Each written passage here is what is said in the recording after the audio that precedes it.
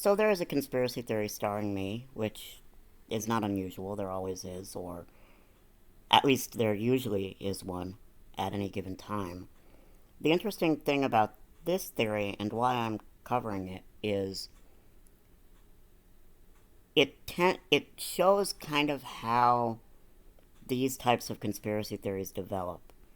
So the conspiracy theory is this: because I posted on the Q&A website Quora about a Filipino religion called the Iglesia ni Cristo, rather, and because there's another woman who I won't name because I don't want to give her any more attention, but another woman who desperately wants people to believe that she's Q also had some weird relationship with this religion where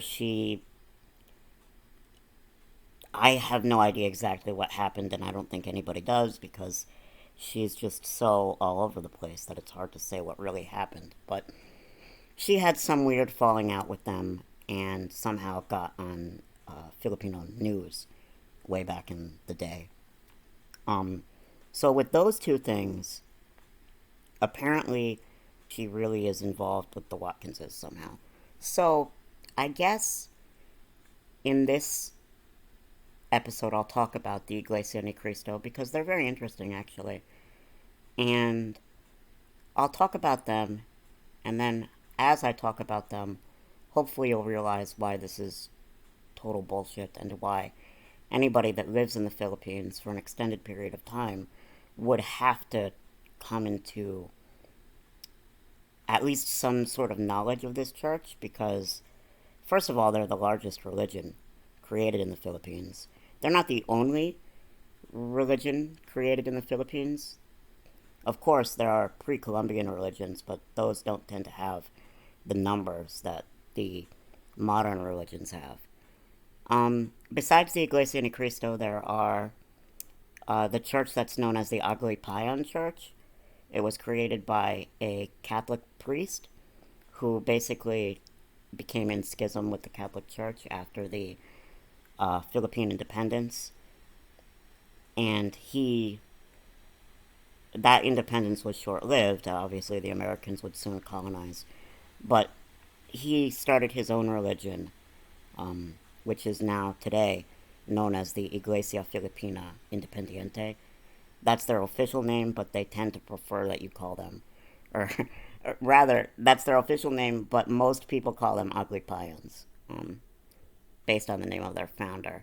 Obviously, that they don't prefer that. Another indigenous Filipino religion is Dating Daan. They are not as big as the other two, but they are interesting nonetheless because they do a lot of missionary work. And if you ride around Manila, you'll often see their little offices and churches, but they aren't as noticeable as the other two religions. However, they always have very large signs on their churches that say Ang Dating Daan, which in Tagalog means like the old ways or the old path. You know, it's the same kind of Christian restorationist message that really you see everywhere. I mean, and that's true of the three major, Filipino indigenous religions that have the most numbers that I just talked about. Uh, the Aglipayans are not so much restorationist. But they believe that Filipinos remaining Catholic is not right because the Catholic Church did so much wrong to Filipinos, and so Filipinos should form their own independent church, which still has a lot of the traditions of Catholicism and the same spiritual calendar, and they still do liturgy, mass, but just without any Roman Catholic hierarchy. They're actually in full union with the Church of England, so that's interesting. But the main topic of this video is, of course, the Iglesia ni Cristo, which I like to think of them, and this is only recent that I started thinking of them this way after I wrote a little bit on Twitter about it, but it really is a perfect description. Somebody gave me this in the replies, that they really are like Filipino Mormons. The foundation of their church happened in kind of a similar era, not really. Felix Manalo was born, much later in history than Joseph Smith, so his church kind of came about in a very different time. He died in 1968. However, there are a lot of similarities between the Mormons and the Iglesia Ni Cristo. First of all, they are a restorationist kind of theology. They totally deny that any other Christian religion is legitimate in any way. They are very insular. They don't really do a whole lot of, inter-religious meetings or things like that. The church also has a lot of control over what its members believe. And the reason that they're of such interest to any foreigner who ends up in the Philippines, well, there are a few. One reason is that in order to express their power in Filipino society, they do two things: block voting and then road protests. So, block voting obviously is what it sounds like. The minister of whatever local INC church will tell all of the members, essentially, this is who you're voting for, and they will all do it because they view it as kind of a religious obligation. But the road protesting is kind of the first time you'll notice them affecting your daily life. Because if some local politician or even national politician is doing something that they are very offended by, they will send their members out into the streets to protest, and specifically to block major roads, such as EDSA. That's the main road in Manila, Epifanio de los Santos. They will block roads and put up their banners, and because there are so many people there, it's very hard for the police to disperse them. And that's the whole point. Oftentimes, local politicians are willing to do almost anything to get all of these, Iglesia Ni Cristo members out of the street. I have sat in traffic many times, actually, and realized that miles up ahead, there are Iglesia Ni Cristo members blocking the road. And so, obviously, traffic can still flow. You have to use alternate routes, and in a third world country that already, on a good day, has traffic that's hours long to even go a few kilometers, you can imagine how much that affects things when a major road is blocked. I mean, it really can turn a 20-minute ride into 3 hours. So that's a very powerful political tool that they have.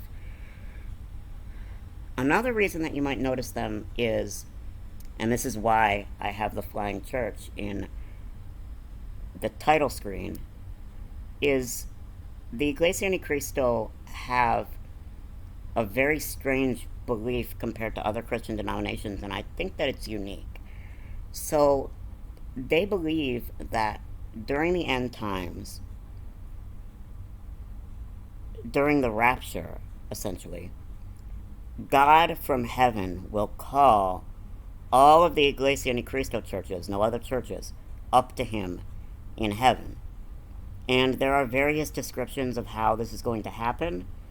My favorite description is obviously that they will just, rockets will just appear on the bottom and they will just rocket up into space to meet God. It's actually blasphemy in the Iglesia Ni Cristo religion to depict this, though. So the conspiracy theory that I am somehow a member, or that, my ex-wife is a member, or that I'm related to this religion is false.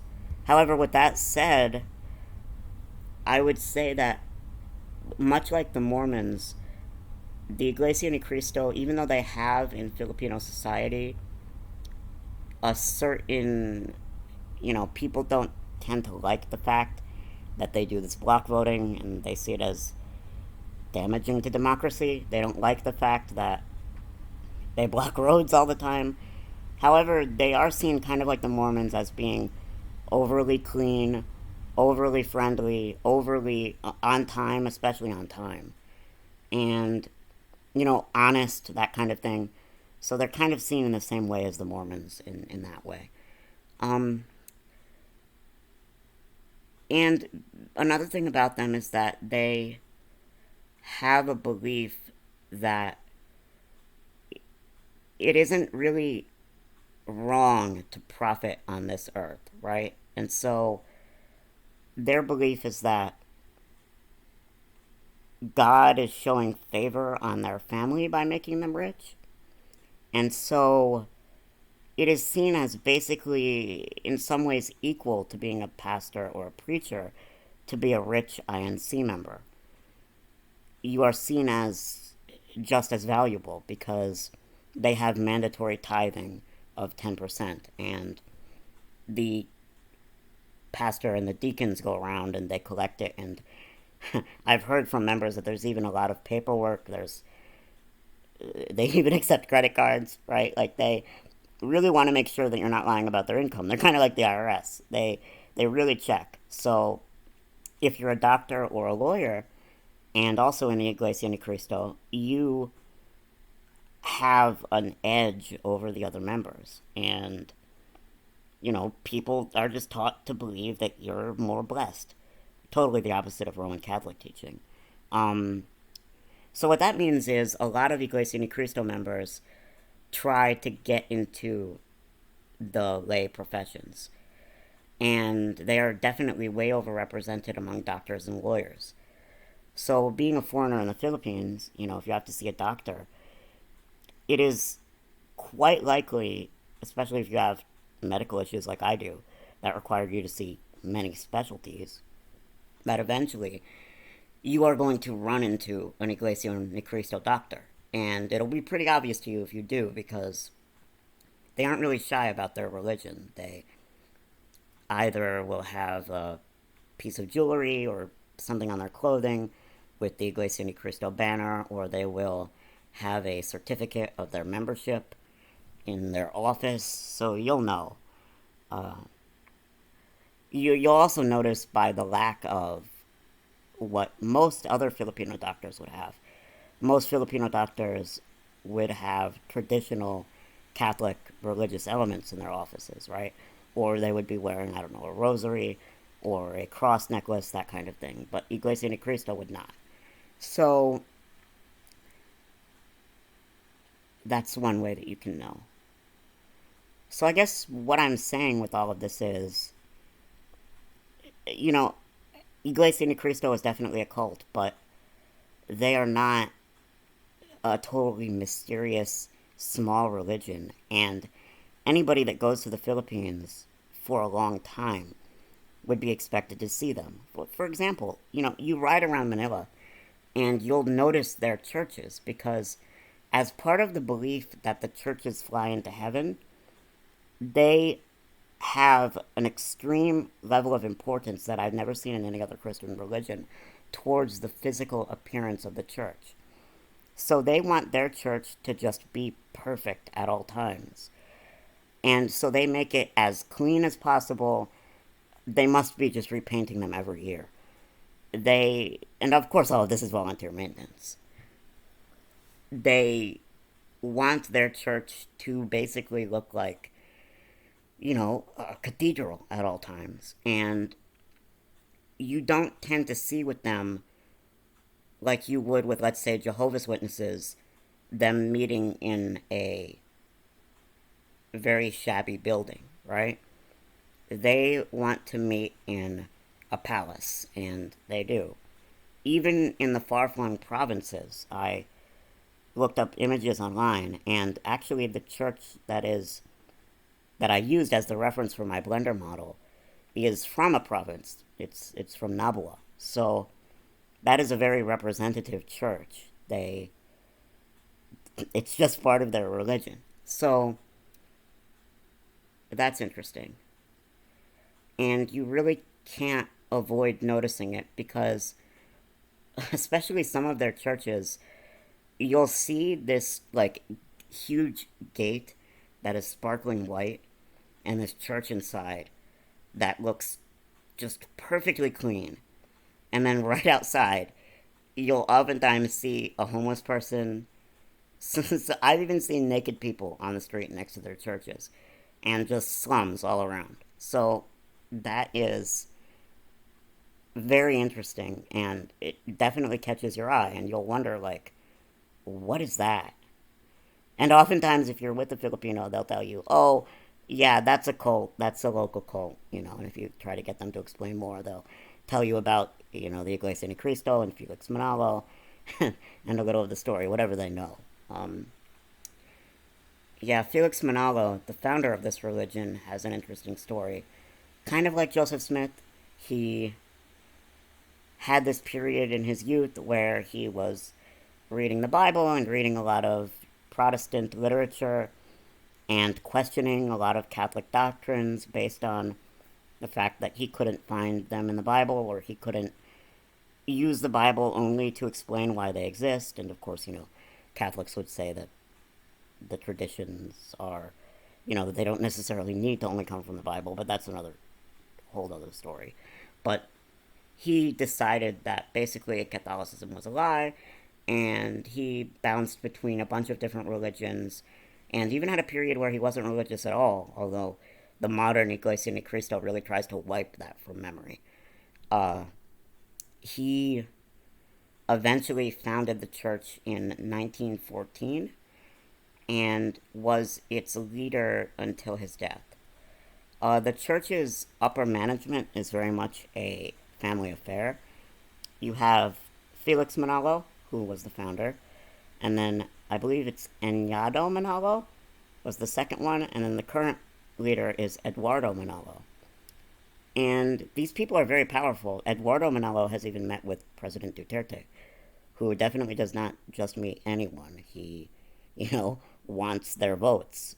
They're very, think about it, they're the third largest religion, and the second largest religion, which is Islam, only has 3 times as many members as they do. So they're very powerful in Filipino society. Also, the thing about their power is it's very concentrated where I lived, that is in Metro Manila.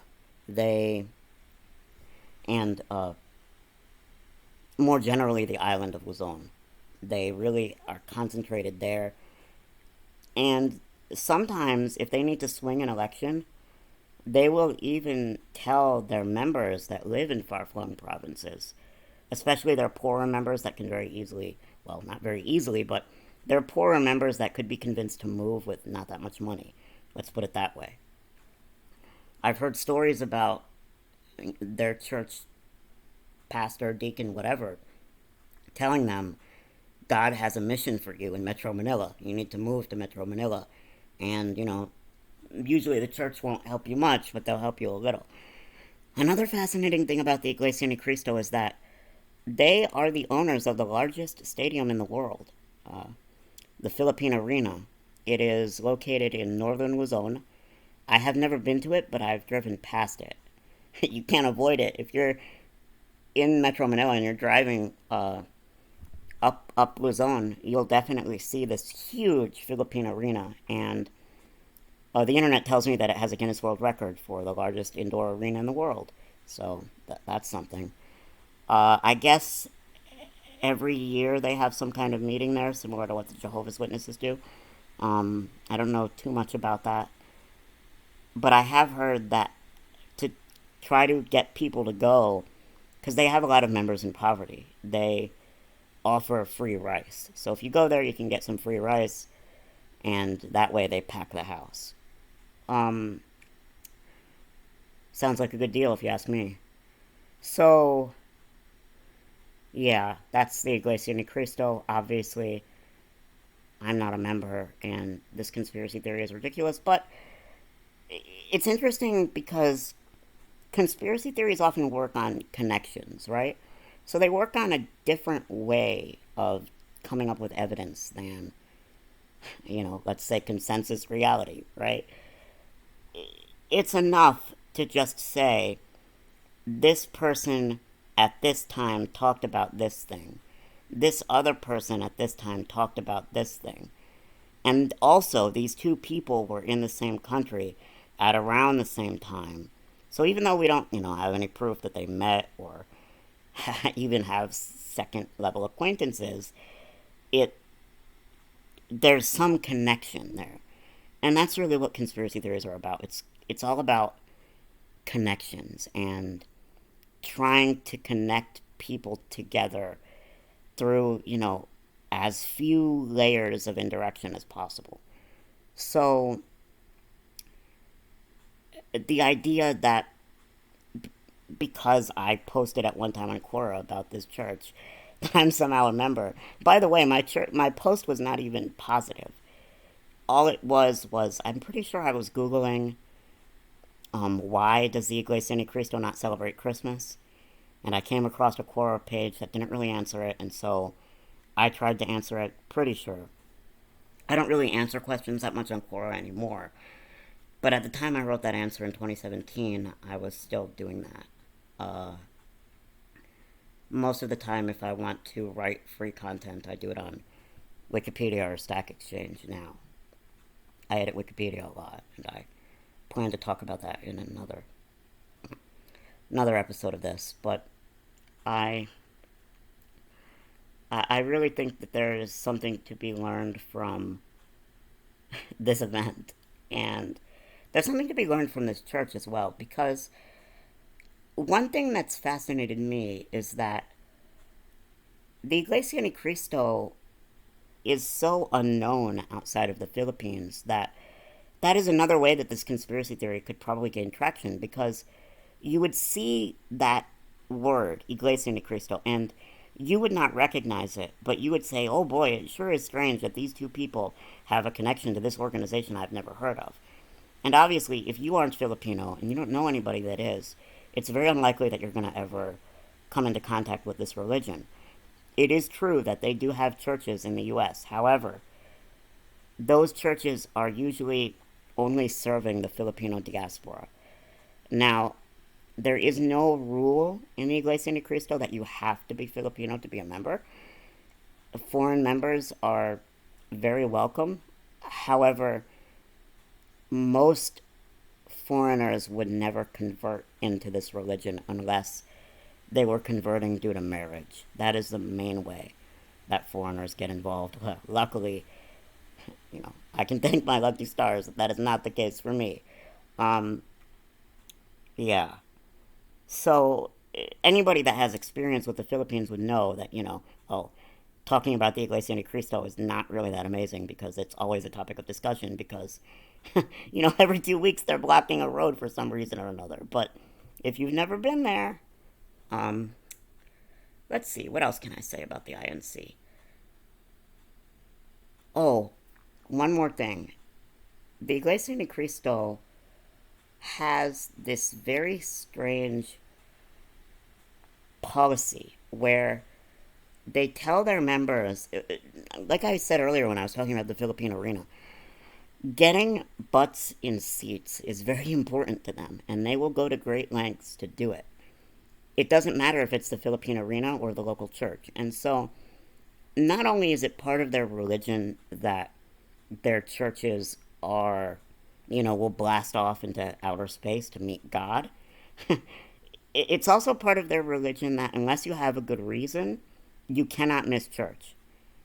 That if you do, you might miss the rapture, because they believe that the rapture will occur during an Iglesia ni Cristo church service. So that's why the churches blast off into space, because that is literally all of the Iglesia ni Cristo members meeting God in heaven, because they're all in church.